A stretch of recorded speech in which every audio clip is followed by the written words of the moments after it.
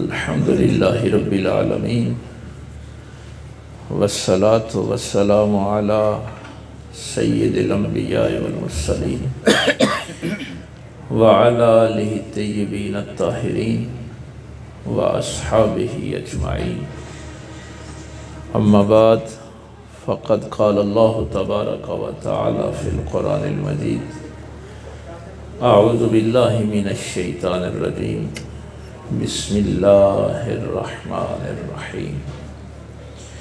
वमन यअश अन ज़िक्रिर रहमानि नुक़य्यिद लहु शैतानन फ़हुव लहु क़रीन। आमन्तु बिल्लाहि सदक़ल्लाहुल अज़ीम। अल्लाह रब्बुल इज़्ज़त की हम्द व सना के बाद और पाक पैगम्बर सल्लल्लाहु अलैहि वसल्लम की ज़ात पाक पे हदिया दरूद व सलाम पेश करने के बाद निहायत वाजिबुल एहतराम हुज़ूर साहबज़ादा मोहम्मद हसीब साहब, साहबज़ादा मोहम्मद आफ्ताब साहब, मोहतरम खलीफा अव्वल जनाब सूफ़ी मोहम्मद इकबाल साहब, अल्लामा फ़ज़ल करीम साहब, खलीफा नबी अहमद साहब, मेरे मुअज़्ज़ज़ उलमा तशरीफ़ फरमा हैं, पीर भाई, सामाईन व हाज़रीन, ख़वातीन व हज़रात,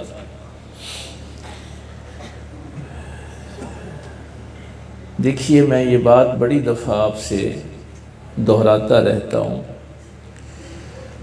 कि मुर्शिद की ज़रूरत उस बंदे को है जिसको अपनी आखिरत की फ़िक्र है। जिस बंदे को अपनी आखिरत की फ़िक्र नहीं उसको मुर्शिद की भी ज़रूरत नहीं है। तो ये खुशकिस्मती ज़ाहिर है कि जब किसी को अच्छी निस्बत जो है वो नसीब हो जाती है। मेरी किस्मत ज़रा देखो, मेरी निस्बत है लासान है। तो ये अल्लाह ताला का वाकई हम शुक्र जो है वो अदा नहीं कर सकते इस हवाले से। आज मैंने ये जो आयत तिलावत की है ये एक ख़ास पस मंज़र में तिलावत की, इससे पहले इस पर कभी गुफ्तगू नहीं मैंने की। अल्लाह फरमाता है वमन यअश अन ज़िक्रिर रहमान, जो भी कोई अल्लाह के ज़िक्र से आंखें चुराता है, मुंह फेर लेता है, नुक़य्यिद लहु शैतान, तो उस पर हम एक शैतान मुकर्रर कर देते हैं। ये 25वां पारा है जो आपको सुना रहा हूँ। फ़हुव लहु क़रीन, फिर वो इब्लीस, वो शैतान जो है वो उसका साथी रहता है। इन्नहुम लयसुद्दूनहुम सबील, वो इब्लीस फिर उसको बुरे रास्ते पे चलाता रहता है, उसकी रहनुमाई करता है। व यहसबूना अन्नहुम मुहतदून, और वो बंदा समझता है कि मैं हिदायत के रास्ते पे चल रहा हूँ। यानी मुर्शिद की ज़रूरत जो है वो क्या है और कितनी अहम है कि अल्लाह फरमा रहा है कि जो ही तुमने अल्लाह के ज़िक्र से आंखें चुराई, मुंह फेर लिया, तो फौरी तौर पे क्या होगा कि तुम्हारे ऊपर एक शैतान मुकर्रर कर दिया जाएगा। और ये अगली आयत जो है कि वो तुम्हें बुरे रास्ते पे चलाता है और तुम समझते हो यहसबूना अन्नहुम मुहतदून कि हम हिदायत के रास्ते पे चल रहे हैं। अल्लाह अकबर, अल्लाह। मैं इसकी सादा सी एक मिसाल दे लूँ चूँकि मौजूद थोड़ा सा मुश्किल है ताकि वो रास्ता हमवार हो जाए। एक बंदा कसीदा बुर्दा शरीफ पढ़ रहे हैं, मौला सल्ले वसल्लम दाइमन अबद, या आला हज़रत की नात पढ़ रहा है, सबसे ऊला वाला हमारा नबी। नातें तो पढ़ी लेकिन अपनी शोहरत के लिए पढ़ी, उसके जिक्र से गाफिल होके पढ़ी, तवज्जो उधर नहीं थी, या पैसों के लिए पढ़ी। यह है चेहरा फेरना अल्लाह रसूल की तरफ से, यानी तिलावत कुरान पाक की करना और ध्यान किसी और तरफ रखना। अब शैतान मुसल्लत हो गया, चूंकि पढ़ वो नात ही रहा है, अब वो समझ रहा है कि मैं तो सीधे रास्ते पे चल रहा हूँ, कर वो तिलावत रहा है, वो समझ रहा है कि मैं सीधे रास्ते पे चल रहा हूँ। हाँ, अब उस शैतान ने आके उसे कहा सबसे बड़ी नात तो कुरान है, कुरान से बड़ी नात कौन सी है? अब वो भटक गया, कहने लगा यार बात तो सही कर रहा है, कुरान की मौजूदगी में हमें आला हज़रत की नातें पढ़ने की, इमाम शरफुद्दीन बुसीरी की नातें पढ़ने की क्या ज़रूरत है? भाई कुरान ही तो नात है ना, सबसे बड़ी नात खालिक़े कायनात ने जो बयान फरमाई है। वयहसबूना अन्नहुम, इसकी ज़रा समझ आ जाए कि चलता गलत रास्ते पे है, समझता है मैं हिदायत पे चल रहा हूँ। मदीने शरीफ में बैठा था और इसी जोम में बैठा था कि मैं सीधे रास्ते पे हूँ, अब मैं कोई और नात नहीं पढ़ूंगा, सिर्फ कुरान पढ़ा करूंगा। मुर्शिद मिल गए, कहा क्या सोचता है? कहने लगा जी ऐसे एक रहनुमा मिला था, उसने कहा कुरान की मौजूदगी में और नातें क्यों पढ़ते हो? बस मुर्शिद ने एक इशारा किया, कहा जब हसन बिन साबित नातें पढ़ते थे तो कुरान नाजिल नहीं हुआ था।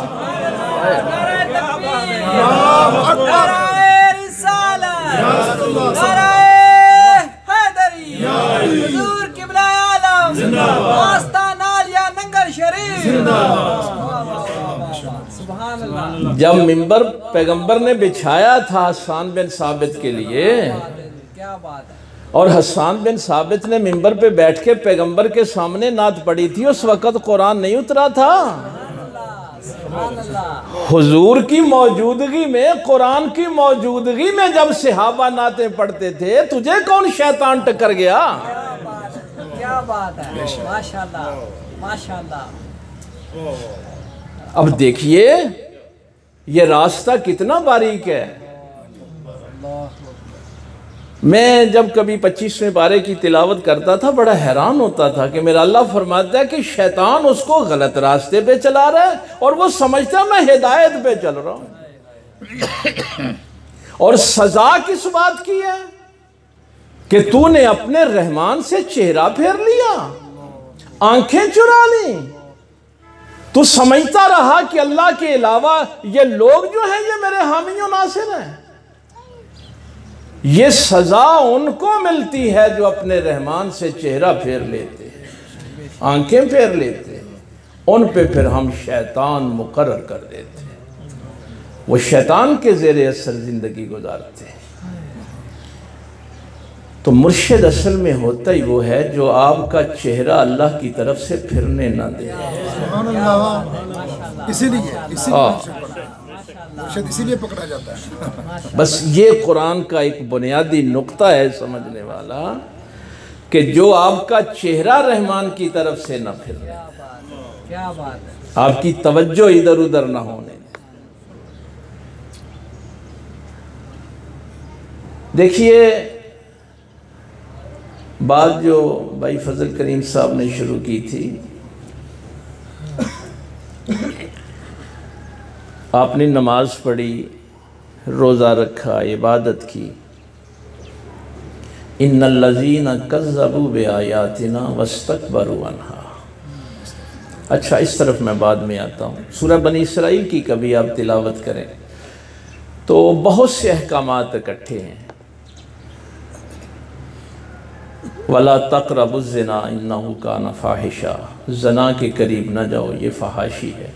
ला तक़रबू मालल यतीम वला तक़्तुलुन नफ्सल्लती, किसी नफ्स को नाहक कत्ल न करो। ये अहकामात इकट्ठे हैं, ये सूरह बनी इसराइल कभी आप पढ़ेंगे तो उसमें, या अमजद साहब याद भी नहीं करवाते, ये भी एक बड़ा लंबा मौजू है। इन सारे अहकामात का जिक्र करके ना एक छोटी सी आयत है, कुल्लु ज़ालिका काना सय्यअ इंदा रब्बिका मकरूहा। अल्लाह फरमाता है कि ये जितनी बातों से अल्लाह ने मना किया है, जना से मना किया है, यतीमों के माल खाने से, नाहक कत्ल करने से, अपनी औलाद को कहा है कत्ल ना करो गुर्बत के और फलास के डर से।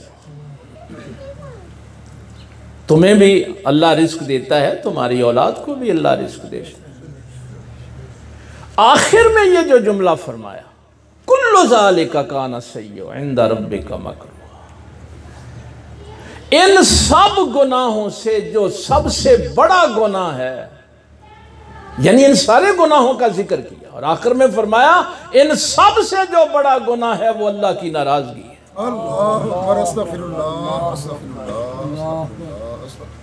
किसी से अल्लाह नाराज हो जाए, इंदा रब्बिका मकरूहा, अल्लाह किसी से चेहरा फेर ले। मत ख्याल करो कि उसने रिस्क दिया है तो वो तुमसे राजी है, कोई मनसब दिया है तो वो राजी है। फिरौन को भी बादशाह बनाया था, नमरूद को भी बादशाह बनाया था। मनसब और दौलत कोई शय नहीं, उसका राजी होना असल मनसब। और इसलिए जब वो किसी की सबसे बड़ी फजीलत बयान करता है तो कहता है रज़ियल्लाहु अन्हु व रज़ू अन्हु। गुनाहों से क्यों बचना है? कहीं वो नाराज ना हो जाए। नेकी के काम क्यों करने हैं? ताकि वो राजी हो जाए। जिन कामों के करने का हुक्म देता है वो करने इसलिए हैं, जिनसे मना करता है उनसे मना इसलिए होना है। माशाल्लाह माशाल्लाह माशाल्लाह। तो कितने लोग हैं जिनको पता है कि सबसे बड़ा गुनाह कौन सा है? उसकी नाराजगी से बड़ा गुनाह कोई नहीं है। सबसे बड़ा गुनाह यह है कि अल्लाह किसी से नाराज हो। इसलिए फरमाया इन्नल लज़ीना कज़्ज़बू बिआयातिना वस्तकबरू अन्हा, जिन लोगों ने भी अल्लाह की आयात को जुटलाया और तकब्बर किया, ये बात ज़हन में रखना। ला तुफ़त्तहु लहुम अबवाबुस समा, ये 8वां पारा है। जब इंसान अपनी आखिरी वक्त में, हज़रत बर्रा बिन आज़ब की जो रवायत है उसमें यह है कि इतनी दूर से वो, उस एक फरिश्ता नहीं होता, पूरा ग्रोह होता है फरिश्तों का, तो ता हद्दे निगाह वो देखता है उनको, सिर्फ तुमसे बयान नहीं कर पाता। तो मलकुल मौत आता है फरिश्तों की जमात के साथ आता है और एक खुशबूदार रुमाल उसकी नाक के करीब करता है। सुभान अल्लाह, सुभान अल्लाह। और वो उस नेक बंदे की रूह को कब्ज़ करके बाकी फरिश्ते फिर उस खुशबूदार रुमाल में उसको उठाते हैं और जब आसमानों की तरफ जाते हैं तो फरिश्ते मरहबा मरहबा कहते हैं, यार इसकी खुशबू ने तो हमारे ज़हन मुअत्तर कर दिया। और फिर आसमान के फरिश्ते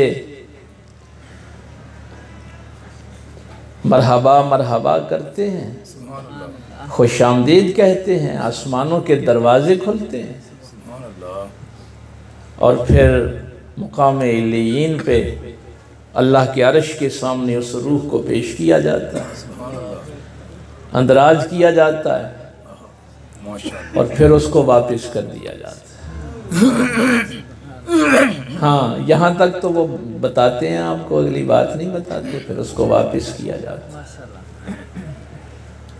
अब आगे इसके दर्जे जो हैं वो अलहदा अलहदा हैं। एक वो जो आए थे ना कि इंदा रब्बिहिम युरज़क़ून, कि वो शुहदा जो हैं वो अपने अल्लाह के यहाँ से रिज़्क़ खाते हैं, उनको मुर्दा ना कहो। उस आयत की तफसीर में जो अहादीस लिखी गई हैं कि जन्नत में परिंदों के अंदर उनकी रूहें जो हैं वो दाखिल कर दी जाती हैं, तो वो परिंदे जो हैं वो जन्नत का रिज़्क़ खाते हैं तो उनको भी मिलता है। इस सारी बात का आपको इल्म होना चाहिए, क्योंकि कुरान कह रहे हैं ना वो अपने अल्लाह के यहाँ से रिज़्क़ खाते हैं। पहले तो फरमाया ना कि इनको मुर्दा ना कहो, वो जिंदा हैं, और साथ फरमाया कि ऐसे जिंदा हैं कि रिज़्क़ भी खाते हैं। कुछ को फिर अल्लाह इजाज़त देता है कि सारी कायनात में सैर फरमाए। सरकार तशरीफ़ फरमाए,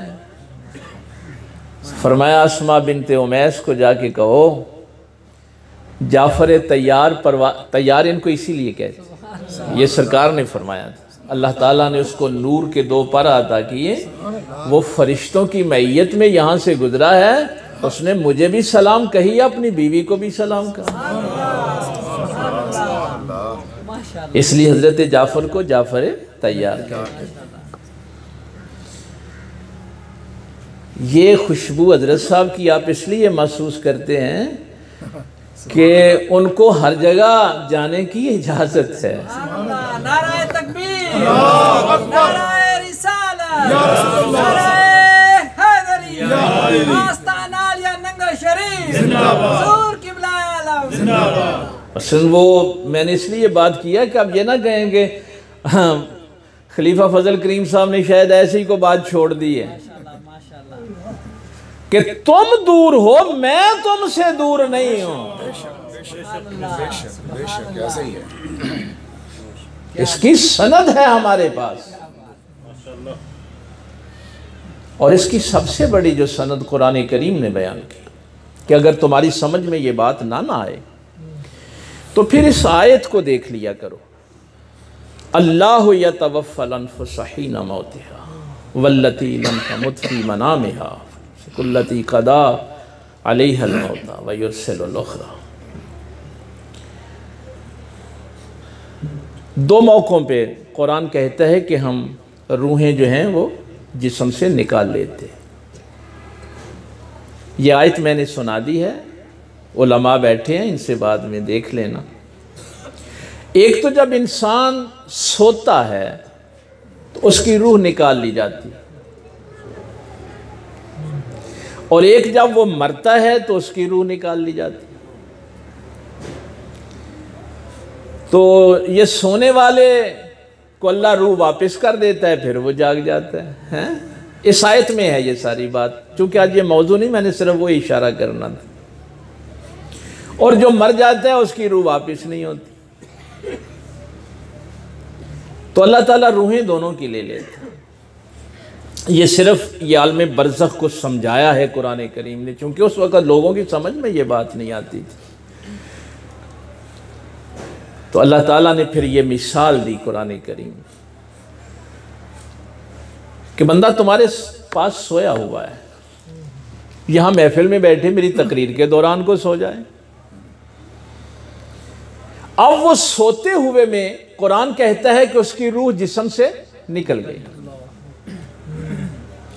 अब उसकी रूह जब जिस्म से निकल गई, आज़ाद हो गई, तो अब वो ख्वाब में क्या देखता है कि मैं मस्जिद नबवी शरीफ में बैठा हूँ, खाने काबे में बैठा हूँ, खजूरें खा रहा हूँ, उनकी लज्जत भी महसूस कर, आपके सामने ना वो हाथ हिला रहा है, सोया हुआ है, लेकिन वो सैर भी कर रहा है, खा भी रहा है, लज्जतें महसूस भी कर रहा है। क्या बात है, माशाल्लाह। अल्लाह कहता है इस बात को मानते हो ना? हैं? क्या फ़र्क है? फ़र्क ये है कि जब रूह तेरे जिस्म में होती है तो वो मजबूर है इन आंखों से देखने, इन कानों से सुनने, इन हाथों से पकड़ने के लिए। जो ही वो रूह जिस्म से निकली, चाहे ख्वाब की हालत में क्यों नहीं निकली, सोने की हालत में क्यों नहीं निकली? अब उसके लिए ये ज़मान और मकान कोई माने नहीं रखता। आने बाद में जहाँ से काम जो माशाल्लाह। जब इस बात को मानते हो तो फिर मौत के बाद जब हमने रूह निकाली अब तो वो आजाद है, क्या बात है। जहां जी चाहे जाए। हमको ऐसे जिक्र के लिए बैठे हैं कि उनको पता ही नहीं है। हाँ, एक रूह का जिक्र जरूर है, आगे जो आयत है फिर वो रह ना जाए। एक दूसरी रूह जिन्होंने अल्लाह से रुख फेरा हुआ था, शैतान के पीछे पीछे जिंदगी गुजारी, वो भी फरिश्तों को देखता है, लेकिन एक बदबूदार रुमाल ला के उसकी नाक पे रखा जाता है। बस उसकी शिद्दत का अंदाज़ा आप यहाँ से कर लें कि हज़रत इब्राहीम अलैहिस्सलाम अल्लाह के खलील फरमाते हैं कि जिस शख्स ने सारी ज़िंदगी कोई सुकून और आराम नहीं देखा, सारी ज़िंदगी तकलीफ़ में गुजारी, अगर मौत के वक्त फ़रिश्ते को उस हसीन व जमील सूरत में और उस खुशबू वाले रुमाल को सूंघ लेगा तो अपनी ज़िंदगी की सारी तकलीफ़ें भूल जाएगा। बेशक बेशक बेशक बेशक उसको अपनी ज़िंदगी की कोई तकलीफ़ याद ही नहीं रहेगी। सुभान अल्लाह। एक वो जिसने ज़िंदगी सारी आसाइशों में गुजारी और वो बदबूदार रुमाल वो एक दफ़ा सूंघ लेगा तो ज़िंदगी की सारी आसाइशें भूल जाएगा, उसी तकलीफ में मुबतला रहेगा। उस कराहत और तकलीफ में उसकी रूह को खींचा जाता है और एक बोरिया के अंदर, गंदी बोरिया के अंदर उसकी रूह को रब। और ये कुरान कह रहा है कि ये जिन्होंने तकब्बुर किया था, जिन्होंने शैतानी ज़िंदगी गुजारी थी, ला तुफ़त्तहु लहुम अब्वाबुस समा, अब फरिश्ते जब उसको लेके जाते हैं तो फिर पहले की मत कहते थे मरहबा तेरी खुशबू ने हमारे ज़हन मुअत्तर कर दिए, अब फरिश्ते कहते हैं दफा करो इसको, ले जाओ, क्यों हमारे जहनों को बर्बाद कर रहे हो। तो कुरान कहता है ला तुफ़त्तहु लहुम अब्वाबुस समा, उनके लिए फिर आसमानों के दरवाजे नहीं खोले जाते। वो बदबख्त रूह कब्र पर वापस आके वहां मंडलाती रहती है, वो नहीं आगे पीछे जा नहीं सकती, वो जा नहीं कहीं मुक़य्यद है वो। सायत में यही था ना। कभी कुरान करीम को इस हवाले से भी देखा कर, जिसको अपनी आखिरत की फिक्र नहीं, उसको ना कुरान की ज़रूरत, ना हदीस की ज़रूरत, ना नबी की ज़रूरत, ना मुर्शिद की ज़रूरत। ये सारी ज़रूरतें सिर्फ उस बंदे के लिए हैं जिसको अपनी आखिरत की फिक्र है, जिसको पता है कि ये दुनिया ख़त्म हो जाने वाली है और मेरी हमेशा की ज़िंदगी आखिरत है, मैंने हमेशा वहाँ रहना है, वो मेरा वतन है, वहीं से मैं आया हूँ, वहीं मैंने पलट के जाना है। लेकिन ये जो कब्र के ऊपर है फड़फड़ा रहा है, आप जाते हैं तो पहचानता तो वो भी है आपको, तुम्हारी बात तो वो भी सुनता है। वो रूह भी कोई ऐसे ही नहीं होती, लेकिन मुक़य्यद है, वो आगे पीछे नहीं जा सकता। जिन रूहों ने यहाँ पे ज़िंदगी अल्लाह की फर्मा बरदारी में गुजारी होती है, पाक पैगंबर सल्लल्लाहु अलैहि वसल्लम की गुलामी में गुजारी होती है, उनको आम इजाज़त है। क्या बात है, क्या बात है, माशाअल्लाह।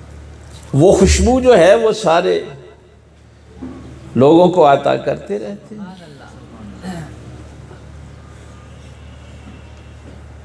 ये सिर्फ मैंने अर्ज़ करनी थी। एक तो वो आयत कि कभी भी अगर ऐसा, हाँ ये तकब्बुर की वो बात फिर रह ना जाए, क्योंकि अल्लाह ने दो बातें की हैं। एक तो वो जिन्होंने अल्लाह की आयतों से या जहन में रहे ना कि कुछ काम जिनके करने का हुक्म है, कुछ वो जो छोड़ने का हुक्म है।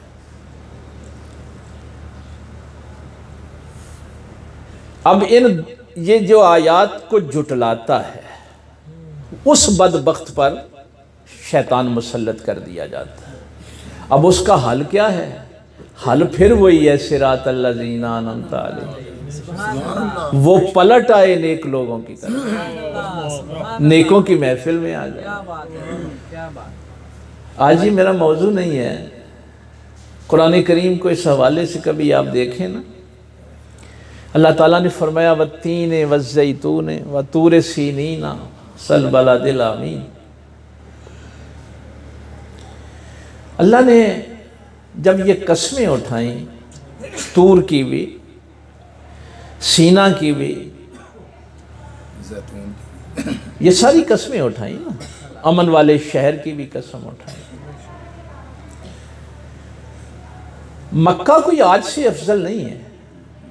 इन्ना अव्वल बैतिन वुदिअ लिन्नास लल्लज़ी बिबक्कता मुबारका हुदल लिल आलमीन। पहला अल्लाह का घर जो इस ज़मीन पे बना था, किस लिए? बरकत के लिए और आलमीन की हिदायत के लिए, वो मक्का में है। तो ये कई हमारे ये भी कहते हैं ना, किबला अव्वल मस्जिद अक्सा को कह देते हैं। कुरान कहते हैं नहीं, पहला घर जो है वो मक्के में ही है, इधर ही बना था। लेकिन उसकी अजमत और इज्जत मुकम्मल कब हुई? अल्लाहु अकबर। खाना काबा तो था, मुकाम इब्राहिम भी था, हजर अस्वद भी था। बस सिर्फ इतना सा इशारा समझना, फिर आगे हमने जाना है। कब हुई इसकी इज्जत मुकम्मल? कसम कब उठाई गई? जब फरमाया वान्ता हिल्लुम बिहाज़ल बलद। काबा तो पहले भी है, लेकिन मक्का की अजमत उस दिन मुकम्मल हुई जब मेरे महबूब के कदम यहां लगे। ला उक़सिमु बिहाज़ल बलद व अन्ता हिल्लुम बिहाज़ल बलद। कुरान की आयत उतरी, अल्लज़ीना यज़्कुरून अल्लाह क़ियामन व क़ुऊदन व अला जुनूबिहिम। अक्लमंद की ये निशानी कुरान बयान करता है। अक्लमंद पता है कौन होता है? हैं? ये कुरान करीम बता रहा है कि अक्लमंद वो है जो अल्लाह को याद रखते हैं, खड़े भी, बैठे भी और करवटों पे लेटे हुए भी, किसी सूरत में अपने अल्लाह को बुला। अब वो आयत हम उसी की तशरीह कर रहे हैं कि शैतान तो उस पर मुसल्लत होगा ना जिसका रुख अल्लाह की तरफ से पलट जाएगा। वो सबसे बड़ा अक्लमंद है जो खड़ा भी उसे याद रखे, बैठा भी याद रहे और करवट पे लेटे तो याद रखे। अब यहां भी एक जगह इबलीस आ गया, उसने कहा बस देखिए अल्लाह ने तो कोई जगह छोड़ी नहीं, हर जगह सिर्फ उसी को याद रखना है, नबी को याद करने की क्या जरूरत है? भाई जब कुरान में ये बात आ गई, अल्लज़ीना यज़्कुरून अल्लाह क़ियामन व क़ुऊदन व अला जुनूबिहिम, तो हर हालत का तो अल्लाह ने जिक्र कर दिया। तो ठीक है, बस अल्लाह का जिक्र करो, बाकी किसी जिक्र की क्या जरूरत है? अब इसी कुरान को मुर्शिद ने जब समझाया तो कहा उसने तो जिक्र मुकम्मल ही नहीं किया जब तक ये नहीं कहा इन्नल्लाह व मलाइकतहु युसल्लूना अला नारे तकबीर, नारे रिसालत, नारे रिसालत, नारे हैदरी। माशाअल्लाह। बस ये है वो चेहरा, अगर पैगंबर की तरफ से न फिरेगा तो अल्लाह की तरफ से भी नहीं फिरेगा। सुभान अल्लाह। और जिसका चेहरा पैगंबर की तरफ से फिर गया, अल्लाह की तरफ से भी फिर गया, उस पे शैतान फिर मुसल्लत हो गया। तो दो चीजें थी, एक ये थी कि अल्लाह की आयात को नहीं जुटलाना, अगर जुटलाओगे तो फिर ये हशर होगा कि तुम्हारी फिर रूह हम ऐसे कब्ज़ करेंगे और फिर आसमानों के दरवाजे भी नहीं खोले जाएंगे। दूसरा ये था कि तकब्बुर नहीं करना, किब्रियाई सिर्फ अल्लाह के लिए है। इस मिट्टी के बने हुए खाक को तो वैसे ही तकब्बुर ज़ेब ही नहीं देता।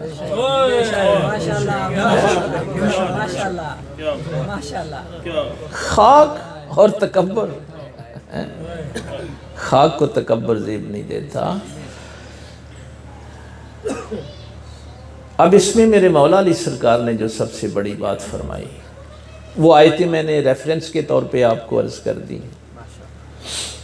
ला तक़्तुलू औलादकुम खशियत इमलाक वला तक़रबुज़ ज़िना वला तक़रबू मालल यतीम, वो एक रुकू में ही है, वो सारा मुसलसल आयतें हैं। मौला अली सरकार फरमाते हैं जैसे ये बदकारी, जना गुनाह कबीरा है, झूठ गुनाह कबीरा है, यतीमों का माल ना हक खाना, किसी को ना हक कत्ल करना, ये जितने भी गुनाह कबीरा है, इसी तरह अपनी नेकियों पे फ़ख्र करना भी गुनाह कबीरा है।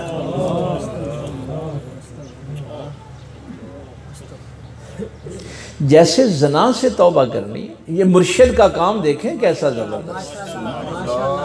जैसे शराब से तौबा करनी है, वैसे उस नमाज से भी तौबा करनी है जो नमाज तकब्बुर पैदा करे। वो नमाज अल्लाह को पसंद नहीं कि तू नमाज पढ़ के दूसरों को हकीर समझना शुरू कर दे, तू तहज्जुद पढ़ के लोगों को कमतर समझना शुरू कर दे, तू सदका व खैरात करके लोगों को कमतर समझे।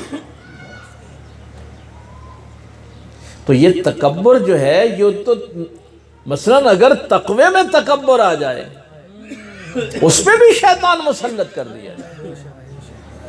नमाज तकब्बुर पैदा करे, रोजा तकब्बुर पैदा करे। मैं तकरीर कर रहा हूं, अगर जहन में ये आ जाए कि मैं कर रहा हूं, क्या आला हजरत ने रहनुमाई फरमाई, दहन में जुबान तुम्हारे लिए, बदन में है जहां तुम्हारे लिए। क्या बात है। हम आए यहाँ तुम्हारे लिए, उठे भी वहां तुम्हारे लिए। माशाल्लाह माशाल्लाह। मेरे मुंह में मेरी जुबान नहीं, मेरे जिस्म में मेरी जान नहीं, नहीं बोलना मेरा बोलना, ये तो बोलता कोई और है।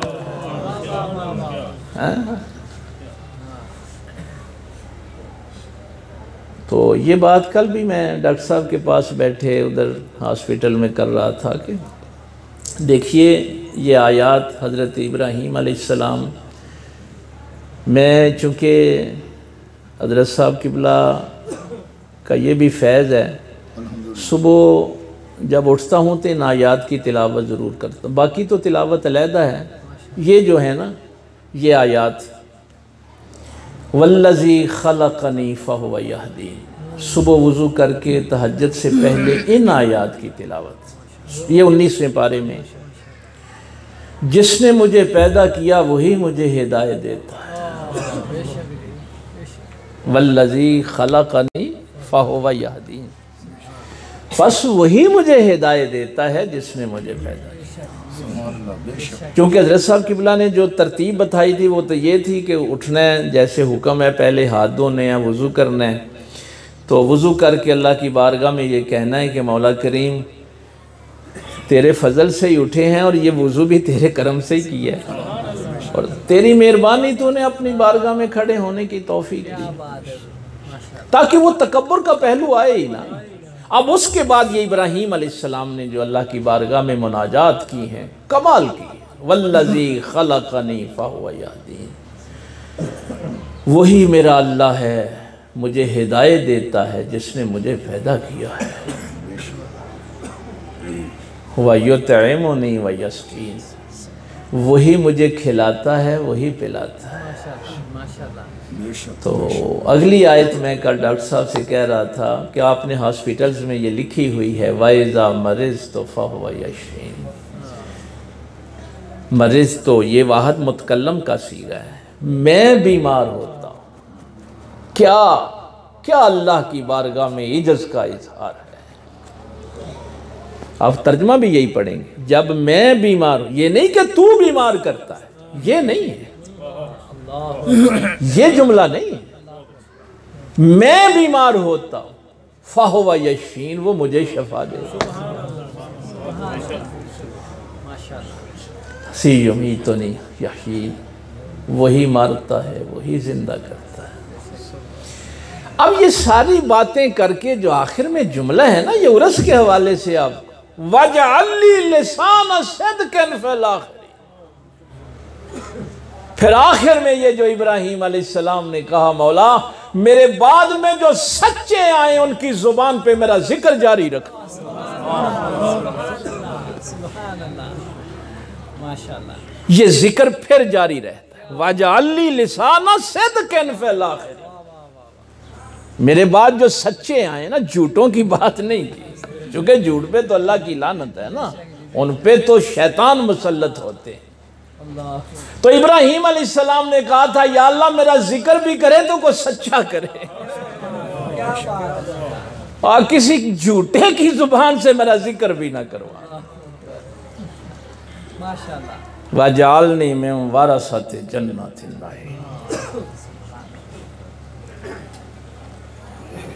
इसमें एक आयत रह गई है, अल्लाह का खलील कहते हैं, वल्लज़ी यत्मउ अन यग़फ़िर ली ख़तीयती यौमद्दीन। ओए ओए,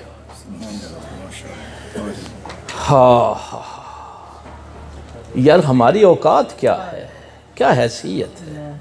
वल्लज़ी यत्मउ अन यग़फ़िर ली ख़तीयती यौमद्दीन। तू मुझे खिलाता भी है, पिलाता भी है, मैं बीमार होता हूँ तो मुझे शफा भी देता है, मुझे हिदायत भी देता है, इसीलिए तो उम्मीद है कि क़यामत वाले दिन तो मुझे माफ़ भी कर देगा। इतनी मेहरबानियाँ की हैं तो तुझे मुझे माफ़ भी तो करेगा, हैं?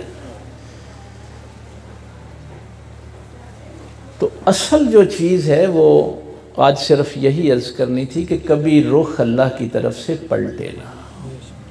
तौबा का क्या मतलब है? अगर पलट जाए तो फिर रुख अल्लाह की तरफ, ये यू टर्न है ना, यानी अगर पलट गया अल्लाह की तरफ से तो फिर उधर को रुख कर लो, ये तौबा है। वरना फिर शैतान मुसल्लत कर दिया जाएगा और वो तुम्हें जहन्नम तक छोड़ के आएगा और तुम समझते रहोगे कि हम हिदायत पे चल रहे हैं, ज़ाहिर की ज़िंदगी। और एक बात सिर्फ ये याद रखनी है कि सबसे बड़ा मेरा खसारा और घाटा ये है कि अगर अल्लाह मुझसे नाराज़ हो जाए, इससे बड़ा घाटा इस दुनिया में नहीं। मैं बस एक बात सिर्फ कि इन लोगों की जो अल्लाह की मखलूक के साथ मोहब्बत, प्यार, वला यदखुलूनल जन्नत हत्ता यलिजल जमलु फी सम्मिल खियात, वो आयत में ज़रा मुकम्मल कर। जब मौत आती है तो आसमान के दरवाजे नहीं खुलते, ला यदखुलूनल जन्नत हत्ता यलिजल जमलु फी सम्मिल खियात, और क़यामत वाले दिन उनके लिए जन्नत के दरवाजे नहीं खुले, उनको जन्नत में दाखिल नहीं किया जाए, क्योंकि जन्नत अल्लाह की रज़ा का मुकाम है, अल्लाह के राज़ी होने का मुकाम है। तो ये खसारा है उस बंदे के लिए जिसने अपनी ये दुनिया बर्बाद कर ली। क्यों कर ली? कि उसने किसी अल्लाह के वली सिरात अल्लज़ीना अनअमता अलैहिम जो हैं उनको छोड़ के गैरिल मग़दूबि अलैहिम वलद्दालीन के पीछे चल पड़ा। ये दुनिया भी बर्बाद कर ली, आखिरत भी बर्बाद कर ली।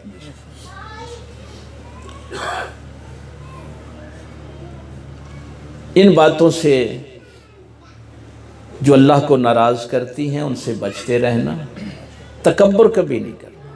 नेकी कर लें तो वो आयतें जो मैं दोहरा दूं, चूँकि कल भी मैंने ये दोहराई थी, मा असाबका मिन हसनतिन फमिन अल्लाह, नेकी हो जाए, भलाई हो जाए, अच्छाई का काम हो जाए तो कहो फमिन अल्लाह, ये मेरे अल्लाह की तरफ से। रुख नहीं पलटेगा। वमा असाबका मिन सय्यतिन फमिन नफ्सिक, और जब गुनाह कर लो, गलती कर लो, नाकाम हो जाओ तो कहो ये मेरे नफ्स का कसूर है, ये मेरी गलती है। ये हैं वो चीज़ें कि तुम्हारा रुख अल्लाह की तरफ से पलटने ना पाए। अब फ़र्क क्या होता है? वही जो अल्लाह ताला ने फरमाया है कि मेरे महबूब सल्लल्लाहु अलैहि वसल्लम अगर आप इतने रहम दिल ना होते तो ये जो लोग आपके इर्द गिर्द बैठे हैं ये कभी आपके पास ना बैठते हैं। ये आपकी रहमत है, आपका प्यार है, आपकी मोहब्बत है कि ये आपके इर्द गिर्द बैठे रहते हैं। ज़हन में हर वक्त एक ही चीज़ हो कि मैंने उसकी मखलूक की भलाई करनी। मसलन मेरा हमसाया नमाज नहीं पढ़ता, शराबी है, बदकार है, क्या करना है? उसके गुनाहों से नफरत करनी है, नाफरमानियों से नफरत करनी है।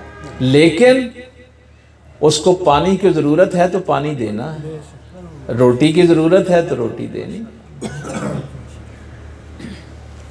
ये थोड़ा सा फ़र्क समझने वाला है ना। मेरे पैगंबर ने जब ये फरमाया कि अल्लाह की कसम वो मोमिन नहीं है जो खुद पेट भर के खाए और उसका हमसाया भूखा सो जाए।